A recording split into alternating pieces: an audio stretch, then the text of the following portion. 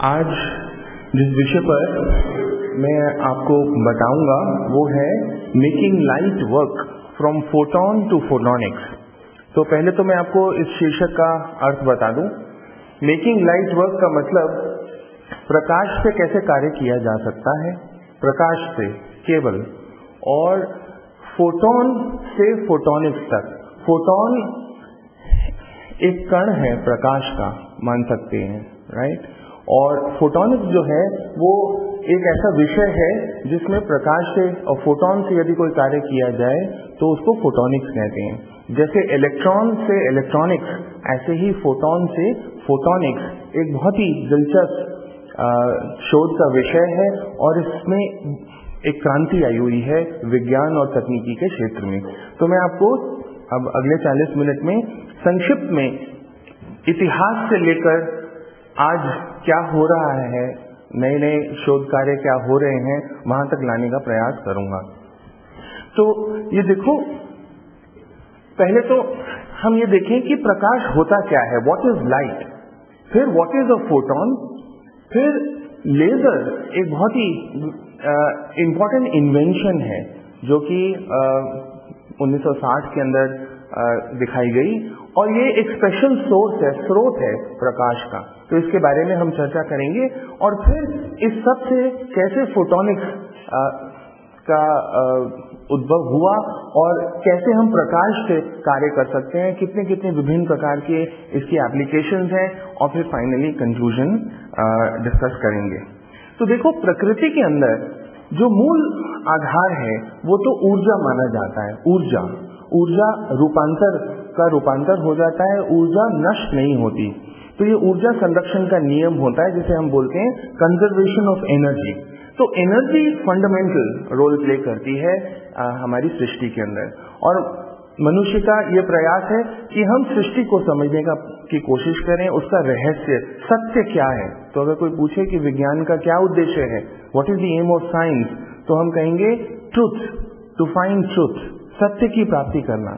तो सत्य क्या है, वास्तविकता क्या है, जो हमको दिखता है, जो हम महसूस करते हैं अपने ज्ञानेंद्रियों से, क्या वही वास्तविकता है या कुछ और। ऐसा तो नहीं कि जो हमारे जो सेंसेस हैं वो भी क्या कहते हैं, उनमें त्रुटियां आ सकती हों और हमें दिखता कुछ हो, होता कुछ हो। तो बहुत ही गहरे विषय हैं, गहरे प्रश्न हैं जिनका हम उत्तर विज्ञान द्वारा, तुलनात्मक अध्ययन द्वारा करना चाहते हैं।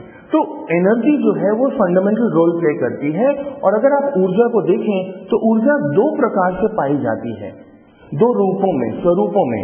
एक तो है पदार्थ, तो अलग अलग तरह के पदार्थ हैं, जैविक पदार्थ भी हैं और क्या कहते हैं निर्जीव भी हैं।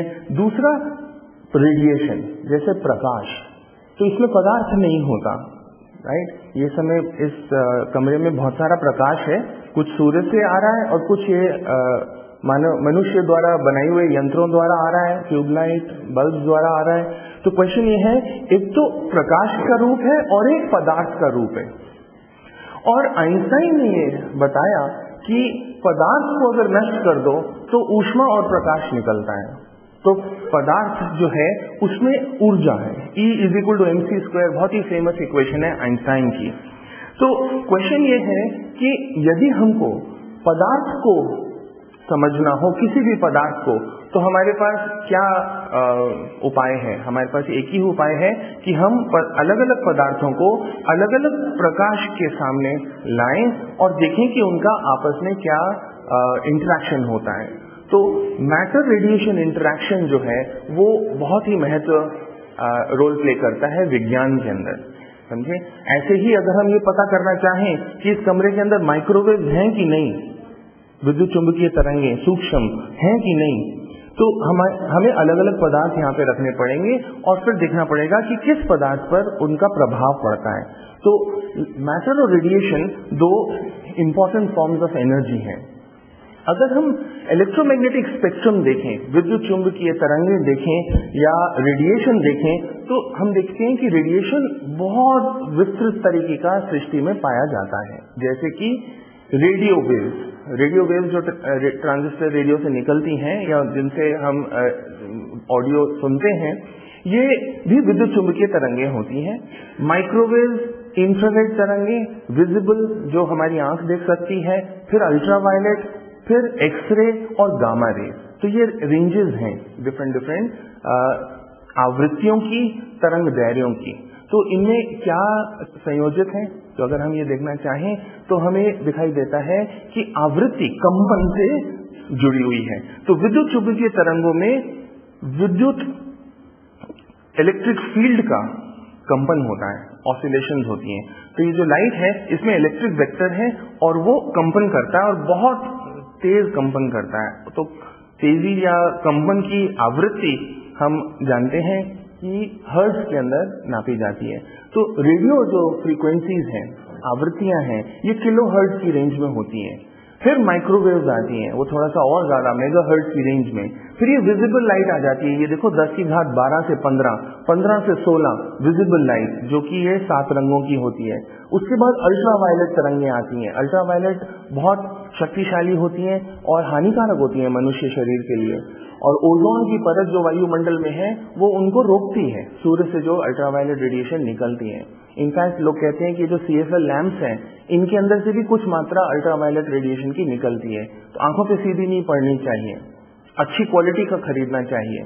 तो अल्ट्रावायलेट रेडिएशन के अंदर ऊर्जा शक्ति ज्यादा है। फिर एक्सरेज आती हैं। एक्सरेज तो आप जानते हो कि वो अलग अलग पदार्थों में से निकल जाती हैं, हड्डियां रोकती हैं एक्सरेज को, तभी एक्सरे से आप फ्रैक्चर या बोन स्ट्रक्चर शरीर का देख सकते हैं। उसके बाद आती है गामा तरंगे। गामा तरंगे तो बहुत ज्यादा शक्तिशाली होती हैं। ये तो रास्ते में कोई भी चीज आए तो उसको भंग कर सकती है, अणुओं को तोड़ सकती है। तो सूर्य से निकलती है गामा रेज, कॉस्मिक रेडिएशन, और वो जब पृथ्वी के ऊपरी परत से टकराती है कॉस्मिक रेडिएशन तो आयनाइज कर देती है, इलेक्ट्रॉन प्रोटॉन्स को तोड़ देती हैं। जितने भी वो मॉलिक्यूल जो आउटर मोस्ट क्या कहते हैं लेयर में होते हैं, इसलिए उसको आयनोस्फीयर बोलते हैं। तो ये तो बहुत शक्तिशाली है गामा रेज। तो क्वेश्चन ये है कि radio, microwave, infrared, visible, ultraviolet, x ray, gamma rays, अगर हम इस दिशा में चलें तो ऊर्जा बढ़ती चली जाती है और आवृत्ति भी बढ़ती चली जाती है। और एक चीज और बहुत इंपॉर्टेंट है, वो ये है, ये देखो ये आवृत्ति, ये लंबी है, तरंग दैर्घ्य इसका लंबा है, मतलब एक चक्कर पूरा करना कंपन का कितनी दूरी तय कर लेती है एक तरंग। तो एक तरंग रेडियो वेव की तो किलोमीटर तक चली जाती है लगभग, और फिर ये बहुत फास्ट हो गई है, देखो पास हो गई एकदम से। तो यहाँ पे कुछ चित्र बने हुए हैं, बिल्डिंग्स, लोग, हाँ, चींटी, ये सुई की आंख, protozoa, virus, proteins, atoms, atomic nuclei. तो ये दर्शाता है कि अगर आपको सूक्ष्म चीजें देखनी है तो आपको कम हाई फ्रिक्वेंसी या कम वेवलेंथ की तरंगें यूज करनी पड़ेंगी। लोगों ने इलेक्ट्रॉन माइक्रोस्कोप्स बना रखी हैं जिससे कि बहुत सूक्ष्म देख सकते हो आप, नैनोमीटर डायमेंशन। तो क्वेश्चन ये है कि आवृत्ति बढ़ेगी तो ऊर्जा बढ़ेगी, और आवृत्ति अगर ज्यादा होगी तो सूचनाएं ज्यादा भेज सकते हैं हम एक स्थान से दूसरे स्थान पर। तो अगर मुझे सूचना भेजनी है एक स्थान से दूसरे स्थान पर, मेरे पास दो तरीके हैं, या तो मैं चिट्ठी लिखूं किसी आदमी को दूं और वो लेके डाकखाने से जाएगा, फिर कहीं और पहुंचेगी, फिर डाकिया आपके घर आके आपको वो सूचना मिलेगी। दूसरा ये है कि अगर मैं पदार्थ यूज करूं, पहला तो ये है। दूसरा ये है कि यदि मैं प्रकाश यूज करूं तो बहुत फास्ट जाएगा, प्रकाश से तेज कोई चीज नहीं चलती, क्योंकि वो तो बहुत सूक्ष्म होता है, पदार्थ होता ही नहीं उसके अंदर, मात्रा मास नहीं होता। तो बेसिकली प्रकाश को यूज करके लोग बहुत पहले से सूचनाएं दिया करते थे। आग जलाकर अगर कहीं पे कोई खतरा है, या लाइट जलाकर, लाइट हाउसेस होते हैं जो पानी के जहाजों को गाइड करते हैं, या हवाई जहाज में भी लाइट से आप सिग्नल कर सकते हो। लेकिन लोगों ने ये देखा कि यदि हम ज्यादा आवृत्ति की तरंगें इस्तेमाल करेंगे संचारण में, तो हम ज्यादा मात्रा में सूचनाएं भेज सकते हैं। तो आप जानते हो रेडियो तरंगों के लिए रेडियो ट्रांसमीटर का आविष्कार किया गया, तो किलो हर्ट्ज की तरंगें आप संचारण के लिए यूज कर सके। तो उसमें आप सिर्फ आवाज भेज सकते हो।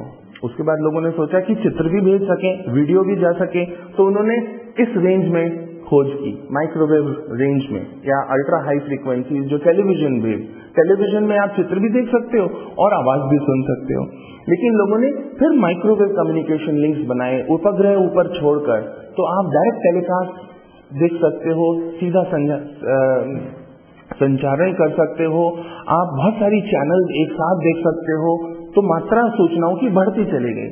फिर लोगों ने सोचा कि यदि हम प्रकाश का कोई स्रोत बना लें शक्तिशाली जो बहुत दूर तक जा सके प्रकाश, तो हम प्रकाश से संचारण कर पाएंगे। और यही कारण है कि लोगों ने धीरे धीरे लेजर का आविष्कार किया। और ये जो फाइबर ऑप्टिक कम्युनिकेशन है या इंटरनेट और मोबाइल टेलीफोनी है, ये सारी क्रांति इस वजह से ही आई है, लेजर की वजह से आई है। और अगर हम और आगे जाएं, कोई बोल सकता है कि अगर आप ये वाली तरंगें इस्तेमाल करें तो और ज्यादा हो जाएगा, बिल्कुल सही, लेकिन अल्ट्रावायलेट एक्सरे गामा रेज बहुत हानिकारक होती है, इनको संभालना बहुत मुश्किल है, समझे। तो हम इनको अवॉइड करके इस रेंज को अगर कर लें एक्सप्लॉइट, तो वो भी बहुत बड़ी शक्ति हासिल होगी। और इतनी इसके अंदर का कैपेबिलिटी है, क्षमता है कि अभी भी हमने इसकी पूर्ण क्षमता को यूज नहीं किया है। तो अगर विज्ञान का इतिहास देखा जाए या मानव या मनुष्य जाति ने धीरे धीरे सृष्टि को समझने का जब प्रयास किया तो क्या प्रगति हुई, तो हम मोटे मोटे तौर पर ये कह सकते हैं कि एक प्रश्न व्हाट इज लाइट, प्रकाश क्या है, इसका क्या स्वरूप है, इसी का उत्तर निकालने में बहुत बड़े बड़े योगदान लोगों ने दिए। तो from time immemorial man has been intrigued by light. तो हमारी बहुत 5 सेंसेस हैं, लेकिन देखने का जो सेंस है वो बहुत ही स्पेशल है, क्योंकि ये हमको खुशी देता है, अलग अलग रंग दिखाई देते हैं, समझे। लोग कभी आपने सोचा कि चींटियां हैं, मछलियां हैं, जानवर हैं, क्या उनको भी एक वैसे ही सृष्टि दिखाई देती है जैसी हमको दिखती है या नहीं? अलग अलग प्राणियों को अलग अलग तरह से दिखाई देता है। कुछ की सुनने की क्षमता बहुत अधिक विकासशील होती है, देखने की क्षमता भी। पानी के नीचे गहराइयों पर मछलियां तैरती हैं और खाना खाती हैं, तो उनकी आंख का रेटिना कितना सेंसिटिव होगा, समझे, ऑक्टोपस का फॉर एग्जाम्पल। तो क्वेश्चन ये है, प्रकाश जो है हमेशा से एक प्रश्न रहा है लोग जानने का कि ये प्रकाश का रूप क्या है, स्वरूप क्या है, इसकी विशेषताएं क्या हैं। तो देखें कि प्रकाश की क्या क्या विशेषताएं हम लोगों ने आज तक समझी हैं।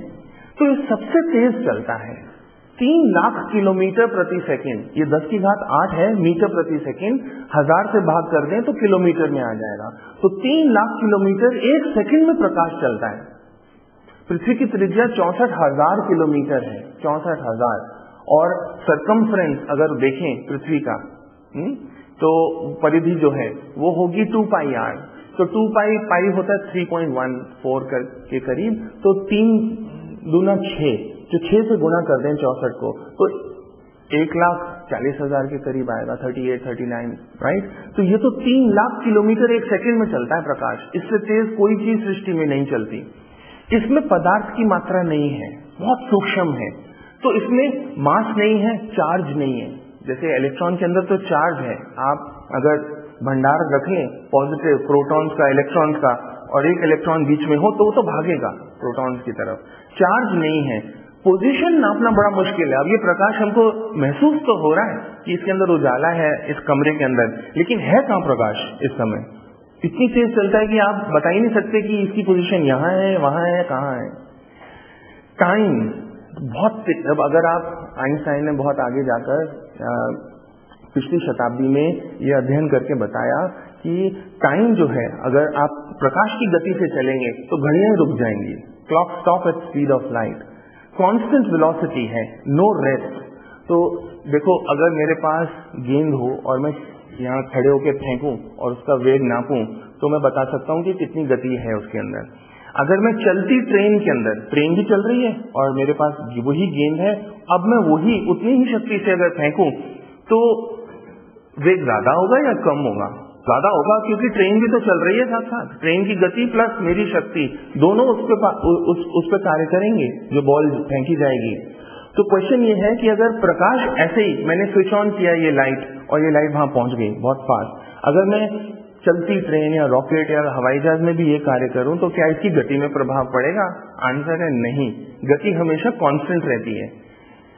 तो बहुत सारी विशेषताएं हैं, ट्रैवल्स इन स्ट्रेट लाइंस, ये वैक्यूम निर्वात के अंदर से भी पास कर जाती है प्रकाश, एनर्जी मोमेंटम है, हाई फ्रीक्वेंसी है, और अगर गुरुत्वाकर्षण कहीं पे हो बहुत ज्यादा तो प्रकाश बेंड कर जाता है।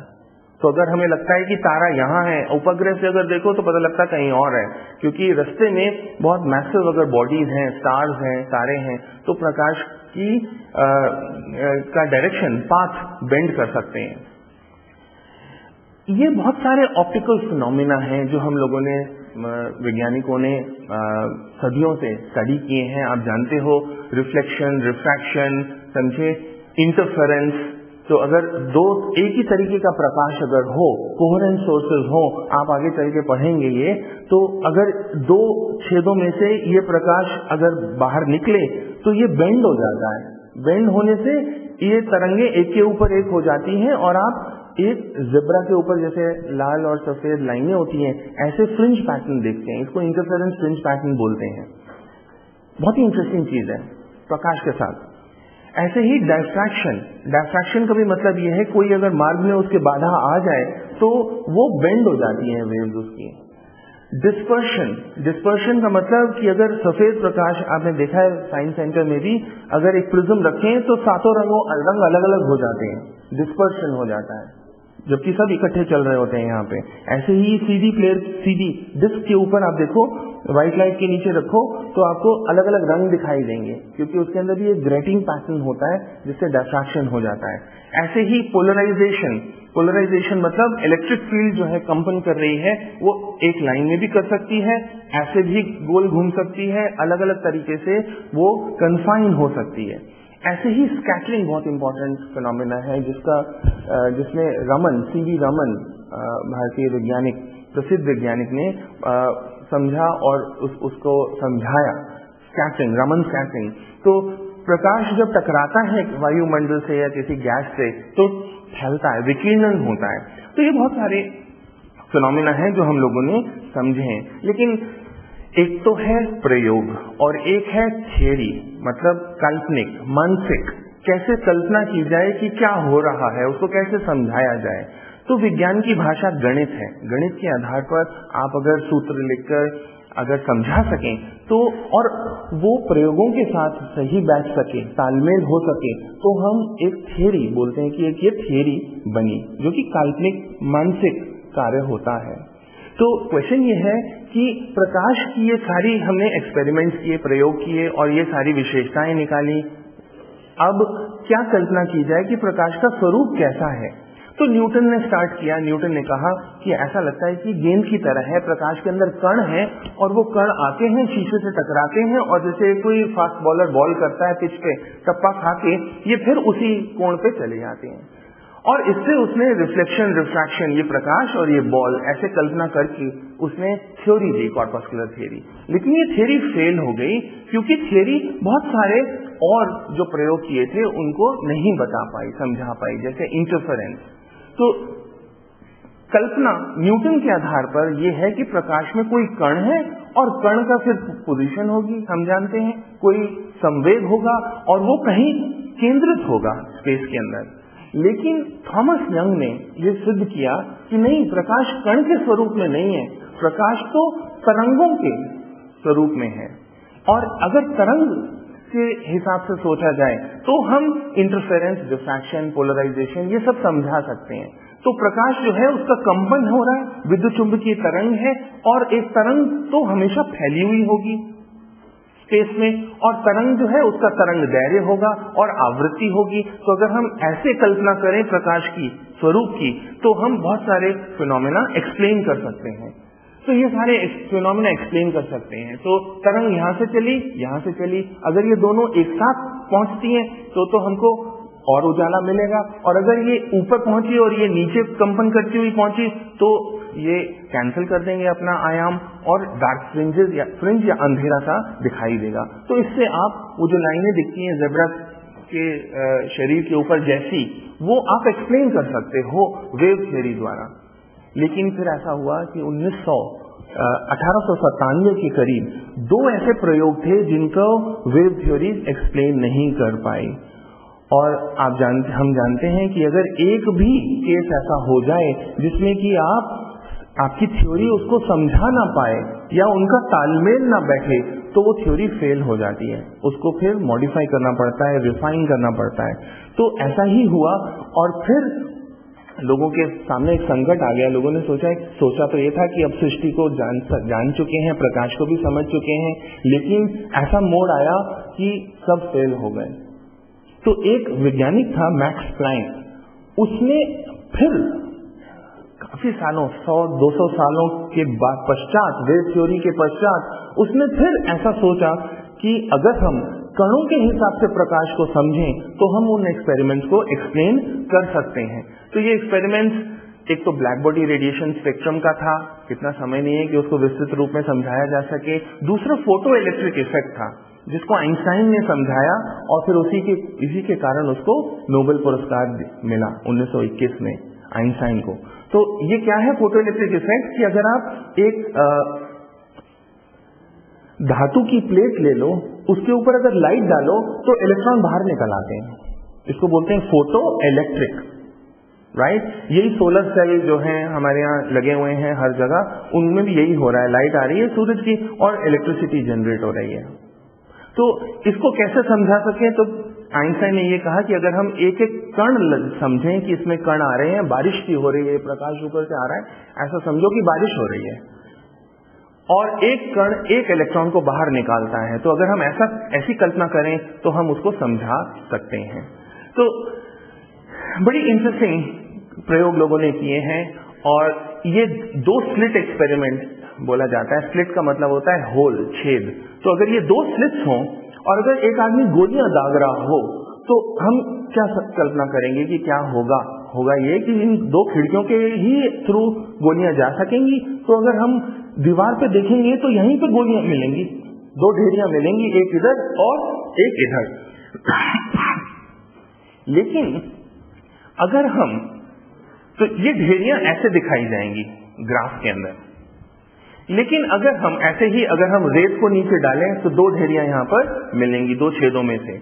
लेकिन अगर हम पानी के साथ ही एक्सपेरिमेंट करें तो पानी के साथ एक्सपेरिमेंट करें तो हमको फ्रिंजेस मिलती हैं, या प्रकाश के साथ भी अगर हम करें तो हमको फ्रिंजेस दिखाई देती हैं। और ये वेव थियरी है, वो पार्टिकल थियरी है, ये वेव थियरी है।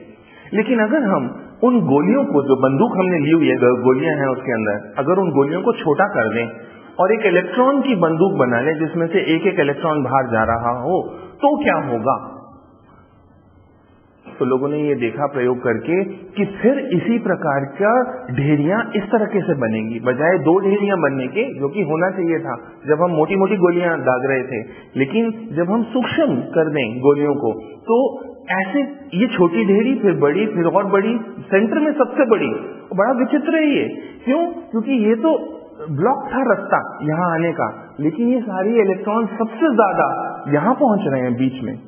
ये एक्सपेरिमेंट लोगों ने हजारों बार किया और यही देखा। इससे क्या तात्पर्य निकलता है? इससे ये तात्पर्य निकलता है कि इलेक्ट्रॉन्स तरंगों की तरह बिहेव करते हैं। हालांकि लगता तो हमें है कि ये इलेक्ट्रॉन सूक्ष्म यहाँ पे है, लेकिन वो यहाँ नहीं है, वो काफी जगह पे फैला हुआ है और एक तरंग उसके साथ एसोसिएटेड है। तो ये तो बहुत ही विचित्र चीज हो गई कि जो हम पदार्थ मानते थे कि केंद्रित होगा स्पेस में, वो केंद्रित नहीं है, वो सूक्ष्म लेवल पर ये तो यहाँ पे केंद्रित है, लेकिन इसके साथ जो तरंग एसोसिएटेड है वो बहुत कम है, बहुत कम। लेकिन अगर इसको इलेक्ट्रॉन बना लिया जाए तो मैं पकड़ नहीं सकता, वो इलेक्ट्रॉन मुझे मालूम नहीं किधर है, क्योंकि वो तरंग के रूप में ज्यादा दिखाई देता है। खैर, ये एक्सपेरिमेंट फिर एक्चुअली एक जापानीज ने किया काफी समय पहले 1989 के अंदर, और उसने ये एक्सपेरिमेंट के अंदर ये दिखाया बेसिकली कि अगर एक एक करके इलेक्ट्रॉन डालो तो आपको वो इलेक्ट्रॉन कहीं ना कहीं स्क्रीन पर दिखाई देता है, और अगर आप करोड़ों डालो धीरे धीरे करके ये फ्रिंज पैटर्न दिखाई देने लगता है। कहीं पर बहुत ज्यादा पहुंचते हैं, कहीं पर बिल्कुल नहीं पहुंचते इलेक्ट्रॉन। तो ये जो है बहुत ही विचित्र एक्सपेरिमेंट लोगों ने किया। ये नीचे है 8 इलेक्ट्रॉन, 2000, 6000 इलेक्ट्रॉन। जितने ज्यादा आप भेजोगे तो वो पैटर्न और ज्यादा बेटर बनने लगता है।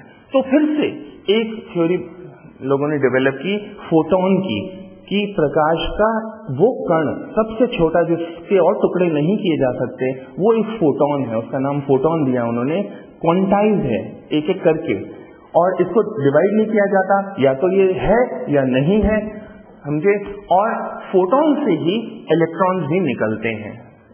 फोटोन अगर गामा रे फोटोन हो शक्तिशाली, तो लोगों ने ये एक्सपेरिमेंट करके दिखाया है कि एक फोटोन गायब हो जाता है और एक इलेक्ट्रॉन पॉजिट्रॉन बाहर निकल आता है। इलेक्ट्रॉन और पॉजिट्रॉन, और जब इलेक्ट्रॉन और पॉजिट्रॉन दोनों मिलते हैं तो गायब हो जाते हैं और एक गामा रे फोटोन निकल आता है। तो इसका मतलब क्या हुआ कि प्रकाश से ही पदार्थ भी बन सकता है। तो जब बिग बैंग हुआ था शुरू में, लोग सोचना की कोशिश करते हैं कि सृष्टि कैसे स्टार्ट हुई, तो प्रकाश बहुत मात्रा में निकला होगा, विस्फोट जब हुआ ऊष्मा और प्रकाश से फिर इस तरह से पेयर प्रोडक्शन से पदार्थ बने हुए होंगे। तो अब क्वेश्चन ये है, प्रकाश को मैं कैसे कल्पना करूं कि प्रकाश कैसा है। इलेक्ट्रॉन की कल्पना कैसे की जाए कि इलेक्ट्रॉन का स्वरूप कैसा है। तो ये हमारी कल्पना के बाहर है। क्यों? क्योंकि बहुत सारे एक्सपेरिमेंट्स तो वेव थ्योरी से एक्सप्लेन होते हैं, बहुत सारे एक्सपेरिमेंट्स फोटोन या पार्टिकल नेचर से एक्सप्लेन होते हैं, और हमने एक नई थ्योरी डेवलप की जिसे क्वांटम फिजिक्स कहते हैं, जो इन दोनों स्वरूपों को इंटीग्रेट करके हर एक्सपेरिमेंट को एक्सप्लेन करने में सक्षम होती है। तो ऐसे हमको कल्पना करना पड़ेगा, पार्टिकल और वेव। तो हम इसको बोलते हैं वेव पैकेट। ऐसा समझो कि ये रुई का गोला है इलेक्ट्रॉन, ऐसा नहीं है कि बिल्कुल ठोस कंचे की तरह, गोल पत्थर की तरह है। ऐसे ही एक ये चित्र है जो कि बहुत इंपॉर्टेंट है। ये एक चिड़िया का है, ये देखो, ये इसकी चोंच है, ये इसकी आंख है, ये इस तरफ देख रही है, लेफ्ट की तरफ। लेकिन ऐसा नहीं है, ये चिड़िया नहीं है, ये एक खरगोश का चित्र है। ये इसके कान है, ये आंख है, और ये इस तरफ देख रहा है, राइट साइड की तरफ देख रहा है। लेकिन इंटरेस्टिंग बात ये है, ये एक्चुअली खरगोश और चिड़िया दोनों ही है, बगला भी है, बगला और खरगोश दोनों हैं। लेकिन आपके देखने की दृष्टि पर डिपेंड करता है कि आपको क्या दिखाई दे रहा है। अगर चिड़िया दिख रही है तो खरगोश गायब हो जाएगा, और अगर खरगोश दिख रहा है तो चिड़िया नहीं दिखाई देगी। इसी तरह से प्रकाश का स्वरूप होगा कि जब आप इंटरफेरेंस एक्सपेरिमेंट करो तो आपको तरंग का स्वरूप दिखाई देता है, और अगर आप फोटो इलेक्ट्रिक इफेक्ट का एक्सपेरिमेंट करो तो कण का स्वरूप दिखाई देता है। तो हो सकता है ये कोई और ही पक्षी या जानवर हो, हमारे देखने के नजरिए पे ये डिपेंड करता है। तो सृष्टि हो सकता है कुछ और ही हो, जैसे अंधों का हाथी था, किसी ने कुछ पूंछ पकड़ी, किसी ने उसका पैर पकड़ा तो उसको वैसा ही तो समझ में आने लगा, था तो वो कुछ और। ऐसा ही मनुष्य की ज्ञानेंद्रियां इतनी सीमित हैं कि हमको वास्तविकता का ज्ञान हो ही नहीं सकता अपनी ज्ञानेंद्रियों द्वारा। ये तो सब धार्मिक ग्रंथ कहते हैं कि अगर आप अपनी चेतन शक्ति जागृत करो तो आपको वास्तविकता दिखाई देगी। ये ज्ञानेंद्रियां तो बेकार की चीज है, इससे सब भ्रम दिखाई देगा, जिसे माया बोलते हैं। तो ये देखो, ये एक बहुत ही इंटरेस्टिंग चित्र है जो कि वेव पार्टिकल या प्रकाश का स्वरूप बताने का प्रयास कर सकता है। और ऐसे ही लोग बताते हैं व्हाइट और ब्लैक चाइनीज कि ये टाउ का सिंबल है, और दोनों इंपॉर्टेंट हैं। तो बेसिकली प्रकाश के इस समझ से, प्रकाश के बारे में ये समझ हासिल करने से एक बहुत ही बड़े यंत्र का आविष्कार किया गया जिसको लेजर बोलते हैं। लेजर जो है बहुत ही विचित्र स्पेशल स्रोत है प्रकाश का। इसके अंदर क्या है, अगर बल्ब आप देखो तो बल्ब के अंदर अलग अलग फोटॉन्स बाहर निकलते हैं, लेकिन इनमें कोई तालमेल नहीं होता। लेकिन जब लेजर से लाइट बाहर निकलती है तो इन सारे फोटॉन्स में तालमेल होता है, इसको बोलते हैं कोहेरेंट रेडिएशन। ऐसा समझो कि सारे फौज की टुकड़ी की तरह मार्चिंग करते हुए निकलते हैं, एक जैसे मार्च पास्ट की तरह। तो ये इसको बोलते हैं कोहेरेंट रेडिएशन। तो ये बहुत जरूरी विशेषता है तो अगर आप इसमें देखो इस चित्र के अंदर, तो एक एटम के अंदर अलग अलग एनर्जी स्टेट्स होती हैं। उन एनर्जी स्टेट्स के अंदर एटम एक्साइट हो सकता है, लेकिन आइंस्टाइन ने यह बताया कि अगर कोई ऊपर एक्साइटेड स्टेट में है और एक प्रकाश आता है तो वो नीचे गिराकर एक फोटोन बाहर निकाल सकता है, जिससे कि बिल्कुल नियंत्रित प्रकाश बाहर निकल सकता है। तो बेसिकली इससे लोगों ने लेजर का आविष्कार किया। इन 3 को नोबेल पुरस्कार मिला लेजर की खोज के लिए 1964 में। इन्होंने तो थ्योरी डेवलप की, लेकिन जिस व्यक्ति ने लेजर का आविष्कार किया वो मेमन, थियोडोर मेमन थे, और उनकी वजह से रूबी लेजर का आविष्कार हुआ। तो अब लेजर जो हैं वो अलग अलग पदार्थों में लोगों ने बनाए हैं, आविष्कार किया है। जैसे रूबी लेजर, लिक्विड द्रवों के अंदर भी लेजर एक्शन हो सकता है, गैसेस के अंदर लेजर एक्शन हो सकता है, और सेमीकंडक्टर पदार्थ होते हैं, समझे, मेटल्स होते हैं या इंसुलेटर्स होते हैं, सुचालक, कुचालक और अर्धचालक भी होते हैं, सेमीकंडक्टर लेजर। सेमीकंडक्टर लेजर है डायोड जो मैं यूज कर रहा हूं, ये देख रहे हो। तो इसकी विशेषताएं बहुत जबरदस्त है। एक विशेषता तो ये है कि बहुत शक्तिशाली और बहुत ज्यादा पावर का, ऊर्जा का लेजर बनाया जा सकता है, समझे। किसी भी चीज को जलाया जा सकता है, भस्म किया जा सकता है। ऐसे ही जो लेजर है इसकी दिशा बहुत जबरदस्त है। अगर मैं टॉर्च लाइट ऑन करता तो बिल्कुल पूरी दीवार में एक मोर का पंख सा बन जाता, लेकिन ये लेजर की लाइट जो है, अगर मैं यहाँ हाथ करूं और इसका एक गोला बनाऊं, कितना इसका क्षेत्र है, फल है, और वहां देखूं तो बहुत कम अंतर होगा। तो इससे बहुत ज्यादा विशेषताएं हैं लेजर के प्रयोग की। अगर किसी चीज को काटना हो, बिल्कुल फाइन कट करना हो, चाहे वो लोहा हो, चाहे कागज हो, चाहे किसी का सर हो, ब्रेन हो या आंख हो, तो ये डायरेक्शनैलिटी बहुत इंपॉर्टेंट रोल प्ले करती है, क्योंकि लेजर लाइट एक चाकू की तरह यूज किया जा सकता है, समझे। तो अभी अलग अलग तरीके के लोगों ने लेजर्स दिखाए हैं और अलग अलग क्षमताओं के दिखाए हैं। और ये इंटेंसिटी, मोनोक्रोमेटिसिटी का मतलब एक रंग, बिल्कुल एक रंग, इसके अंदर अगर प्रिज्म आगे रखें तो कोई डिस्पर्शन नहीं होगा, बहुत ही प्योर है ये जो रंग, जो शेड निकल रहा है। ऐसे ही कोहेरेंस, जो तालमेल, और दिशा, डायरेक्शनैलिटी। तो इसकी वजह से तरह तरह के लोगों ने एप्लीकेशंस निकाल ली हैं। एक क्रांति आई हुई है ऑलरेडी हमारे जीवन में, हमारे समाज में, जो धीरे धीरे बढ़ती जा रही है। इलेक्ट्रॉनिक्स पीछे हटती जा रही है और फोटोनिक्स आगे बढ़ती चली जा रही है, समझे। तो एक तो देखो सूचनाओं को कैसे हैंडल किया जा सकता है। तो सूचनाएं, मैंने आपको बताया था, कांच की तारों में फाइबर ऑप्टिक कम्युनिकेशन आजकल होता है, जिससे कि बहुत जबरदस्त, बहुत ज्यादा मात्रा में सूचनाएं बहुत जल्दी एक स्थान से दूसरे स्थान पर भेजी जा सकती हैं। लेजर प्रिंटर्स कंप्यूटर के अंदर अगर आप देखो बहुत ही फाइन प्रिंट निकालते हैं।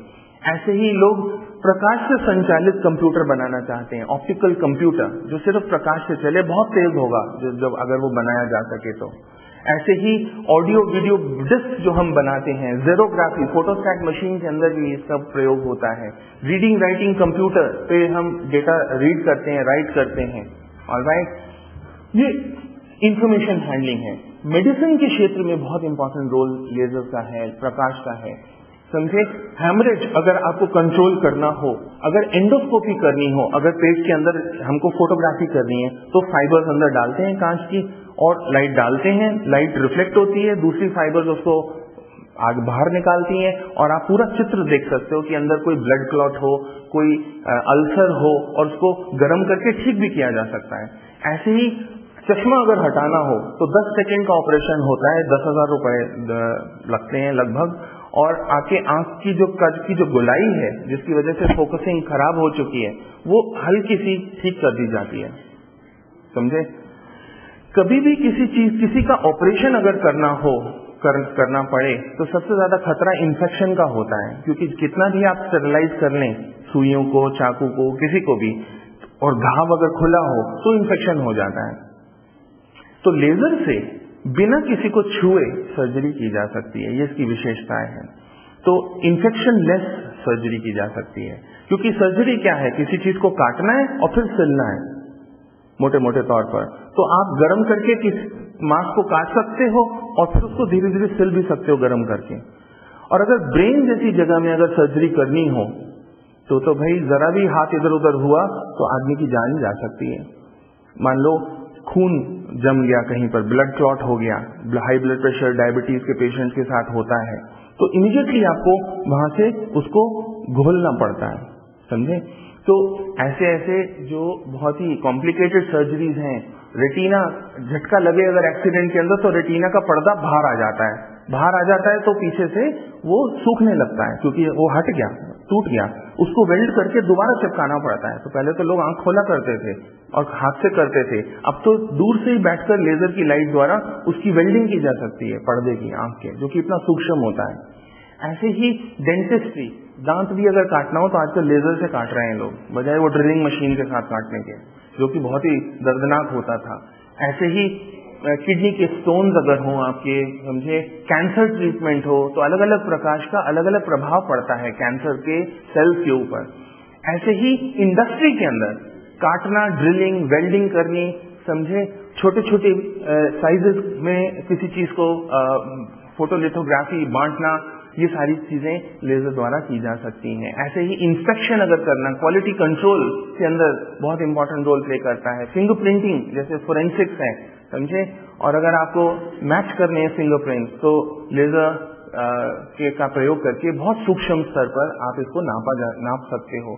अगर मुझे दूरियां नापनी है, चांद से पृथ्वी तक की दूरी बहुत एक्यूरेटली लेजर्स द्वारा लोगों ने नापी है, सेंटीमीटर की एक्यूरेसी से, क्योंकि प्रकाश गया और वापस टकरा के आता है तो भी इतना नहीं फैलता कि आप उसको संभाल ना सको।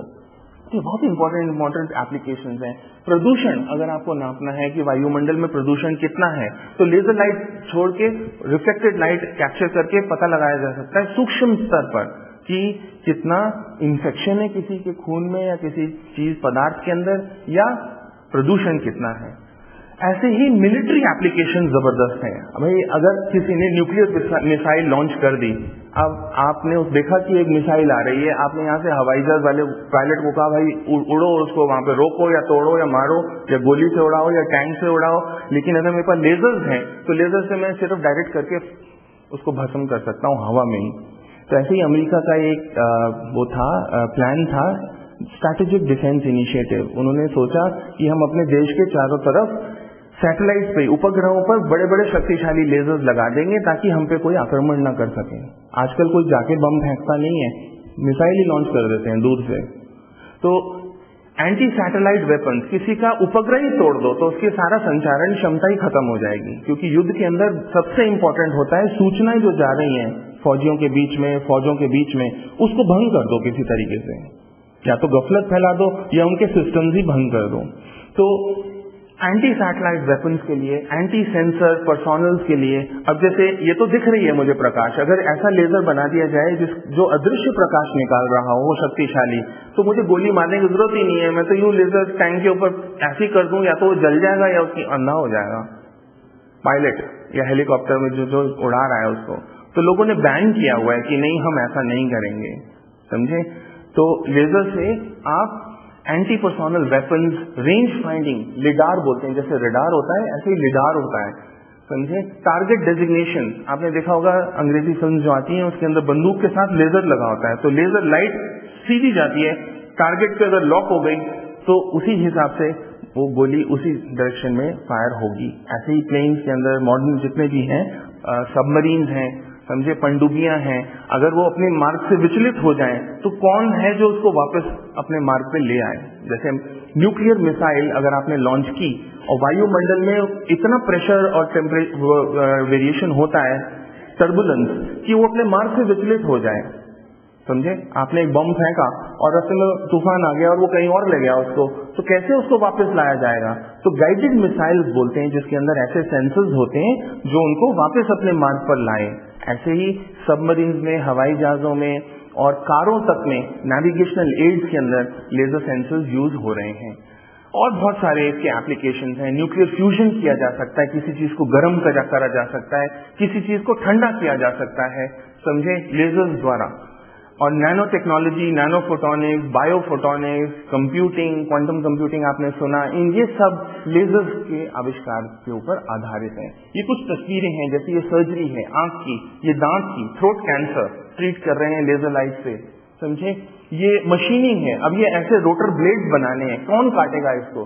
फैक्ट्री के अंदर बहुत महीन कर रहा है। तो ये बड़े बड़े ये इंडस्ट्रियल एप्लीकेशंस है, कटिंग, ड्रिलिंग, वेल्डिंग, लाइट के साथ ये लेजर लाइट शोज होते हैं। एंटरटेनमेंट में तो बहुत जबरदस्त एप्लीकेशंस हैं, खूबसूरत ये बनाए जा सकते हैं। होलोग्राफी, 3 डायमेंशनल फोटोग्राफी, समझे? तो ये देखो होलोग्राफी से ये लोग मीटिंग्स कर रहे हैं। ये एक डायनासोर बना दिया उन्होंने पानी के फाउंटेन के ऊपर, 3 डायमेंशनल।